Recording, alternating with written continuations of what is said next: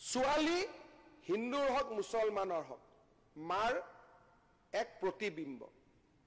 শিক্ষাৰ কথা নাই যদি মুছলমান বিধায়ক সকলে নেতা সকলে লাগি যায় নহয়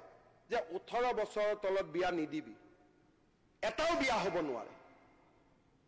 কিন্তু মই কোনো এজন মুছলমান বিধায়কৰ আপোনালোকৰ মই ফেসবুক খুব চাও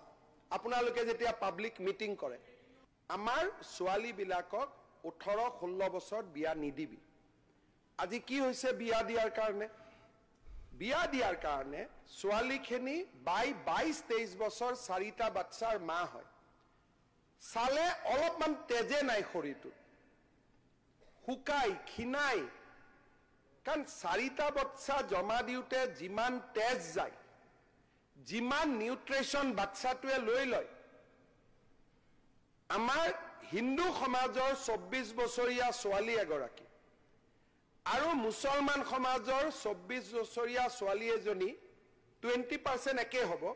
80% যদি আপোনালোকে থিয় কৰাই দিয়ে তে মোৰ লগত আপোনালোকে তৰ্ক নকৰে আপোনালোকটো একোজন মাৰ পেটৰ পৰাই জন্ম হৈছে মাৰ প্ৰতি মমতা আপোনালোকৰো জাগি উঠিব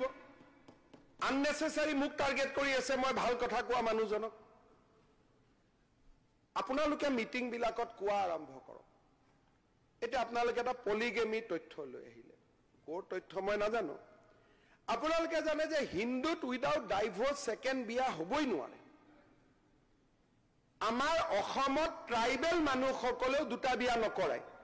ট্ৰাইবেলক কেতিয়াবা এই ৰুলত নপৰে কিন্তু কোনো বড় মানুহৰ ঘৰত দুগৰাকী ঘৈণীয়েক দেখা নাপায় এক্সেপ্ট ৰেয়াৰ কেস এটা পলিগেমিৰ ওপৰত আমি আইন আনিব খুজিছো আপোনালোকৰ মতেটো পলিগেমি হিন্দুত বেছি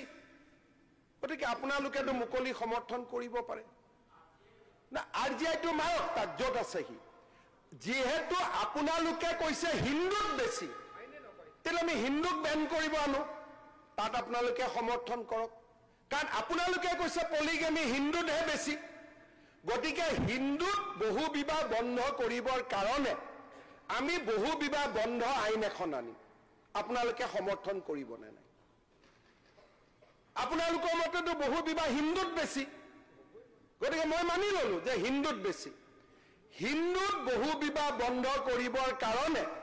আমি যিখন আইন আনিম তাত আপোনালোকে সমৰ্থন কৰিব নে নাই তেতিয়াই কথাটো ওলাই পৰে যে আপোনালোকে মাতৃখেনিৰ প্ৰতি এজন ছোৱালীৰ ঘৰত যেতিয়া মূল থাকুতে দ্বিতীয়জনী ঘৈণীয়েক আহি পায় তৃতীয়জনী ঘৈণীয়েক আহি পায় সেই ছোৱালীজনীৰ বেদনা অনুভৱ কৰিব লাগিব ছোৱালীজনী মুছলমান ছোৱালী